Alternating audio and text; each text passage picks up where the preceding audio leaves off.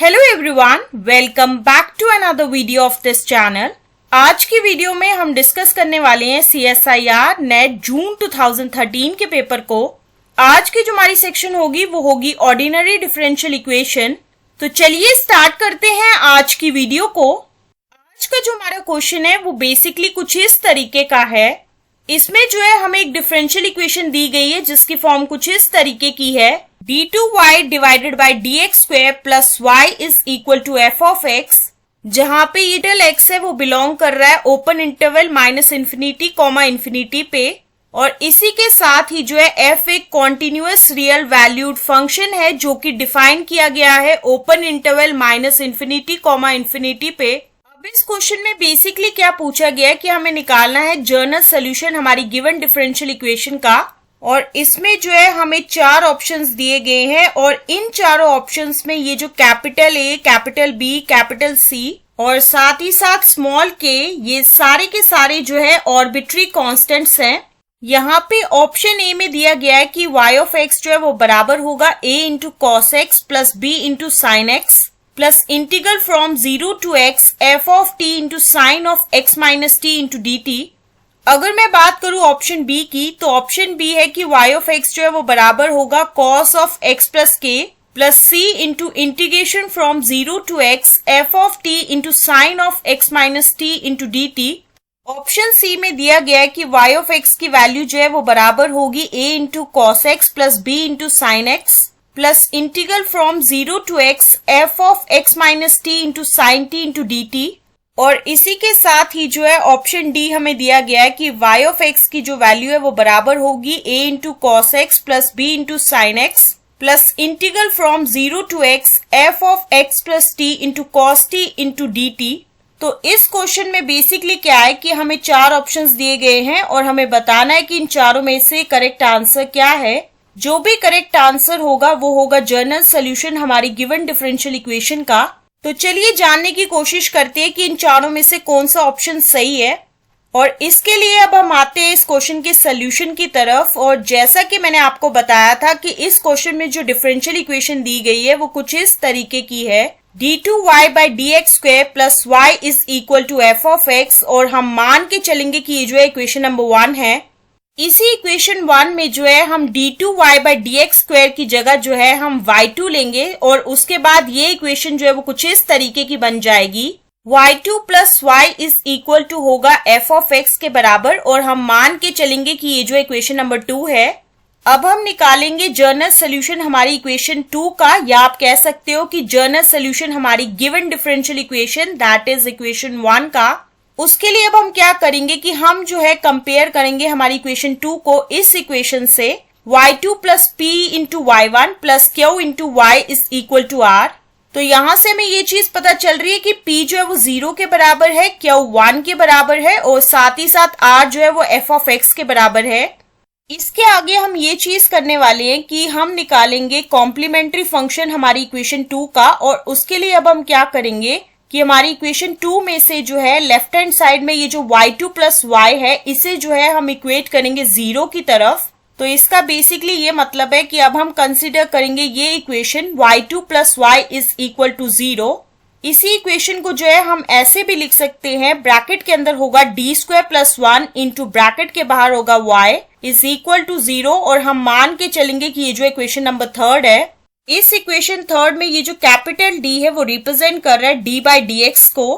अब इसके बाद हम क्या करेंगे कि हम लिखेंगे ऑक्सिलरी इक्वेशन इक्वेशन 3 की, और उसके लिए हम ये चीज करेंगे कि d स्क्वायर प्लस 1 को तो हम एज इट इज ही रहने देंगे इक्वेशन 3 में, लेकिन इस y को जो है वो हम गायब कर देंगे, और इसी के साथ ही जो है हम d स्क्वायर प्लस 1 को जो है वो इक्वेट करेंगे 0 की तरफ। तो बेसिकली जो हमारी ऑक्सिलरी इक्वेशन होगी इक्वेशन 3 की वो कुछ इस तरीके की होगी, d स्क्वायर प्लस 1 जो है वो 0 के बराबर होगा, और ये चीज जो है वो फर्दर इस चीज को इम्प्लाई करेगी कि d जो है वो बराबर होगा प्लस माइनस आयोटा के, जो कि इस केस में जो है कॉम्प्लेक्स रूट्स हैं। तो जब भी हमारी ऑक्सिलरी इक्वेशन के कॉम्प्लेक्स रूट्स होते हैं तो उस टाइम पे जो कॉम्प्लीमेंट्री फंक्शन की फॉर्म होती है वो कुछ इस तरीके की होगी, a into cos x plus b into sine x, जहां पे a और b जो है वो आर्बिट्री कॉन्स्टेंट्स होंगे। तो ऑन दी होल हम ये चीज कह सकते हैं कि जो कॉम्प्लीमेंट्री फंक्शन होगा हमारी इक्वेशन 2 का,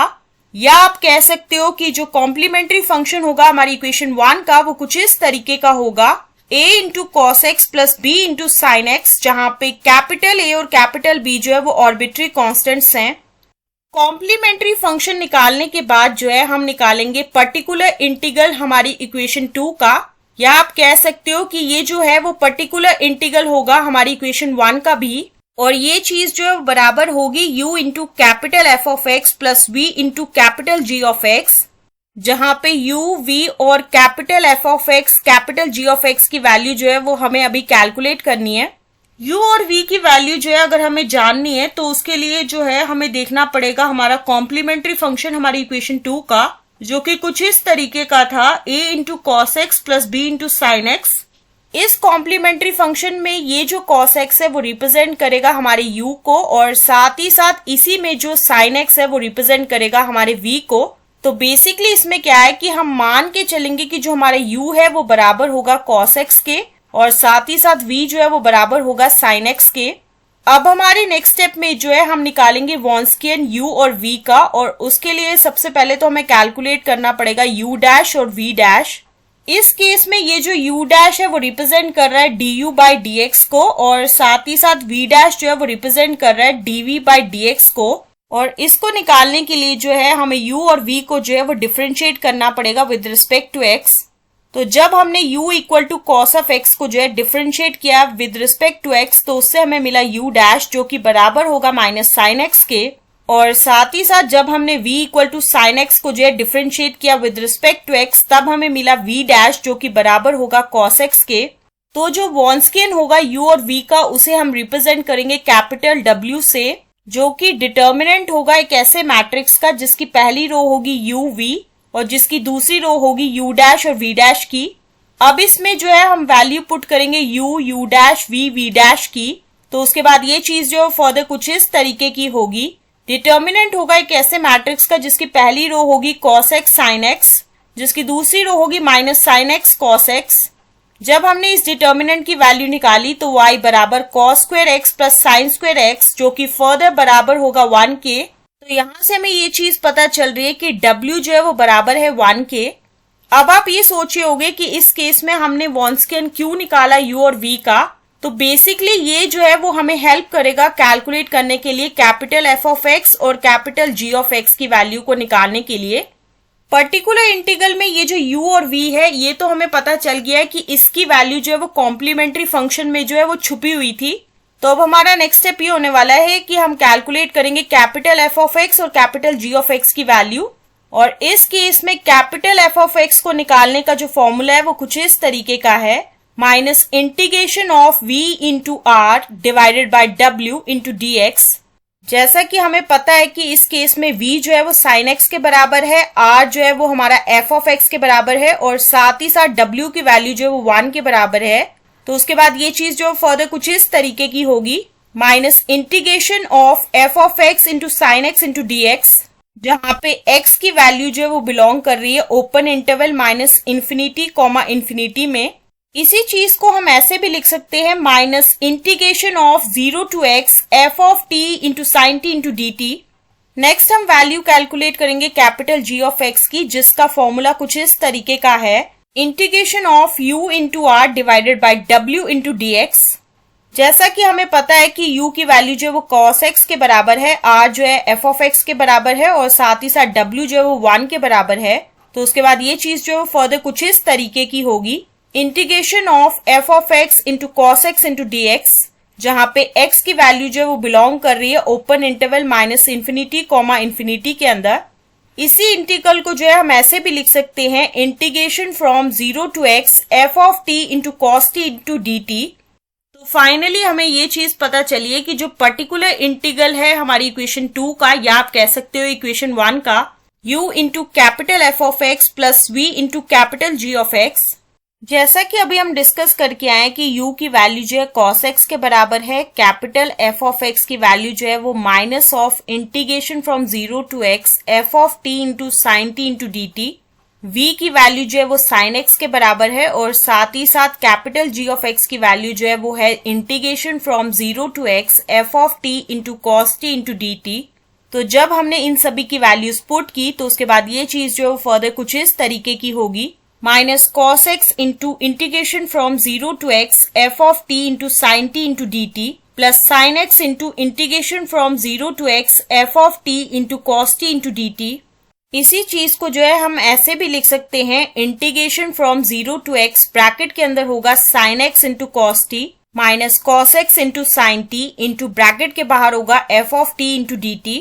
जैसा कि हम जानते हैं कि sine x into cos t minus cos x into sine t की वैल्यू जो है वो किसके बराबर होती है, sine of x minus t के। तो उसके बाद ये चीज जो फर्दर कुछ इस तरीके की होगी, integration from 0 to x f of t into sine of x minus t into d t. Complementary function और साथ ही साथ पर्टिकुलर इंटीग्रल निकालने के बाद जो है हम कह सकते हैं कि जो जनरल सोल्यूशन होगा हमारी इक्वेशन 1 का वो कुछ इस तरीके का होगा, y ऑफ x जो है वो बराबर होगा complementary function plus particular integral के। अब इसमें हम क्या करेंगे कि कॉम्प्लीमेंट्री फंक्शन और साथ ही साथ पर्टिकुलर इंटीग्रल की वैल्यू को पुट करेंगे तो उसके बाद y ऑफ x जो है वो कुछ इस तरीके का होगा, capital A into cos x plus capital B into sine x plus integration from 0 to x f of t into sine of x minus t into d t, जहां पे कैपिटल A और कैपिटल B जो है ये दोनों के दोनों arbitrary constants हैं और इस केस में इस y ऑफ x की वैल्यू जो है वो मैच कर रही है हमारे ऑप्शन A से। तो इसी वजह से जो है ऑप्शन A जो है वो बिल्कुल सही है और बाकी के सभी ऑप्शंस जो है वो गलत हैं। So that's why option A will be the answer of this particular question. So this is the explanation to this particular question, and with the explanation of this question, this is the end of this video. तो मिलते हैं next video में नए question के साथ। So stay tuned for the next video.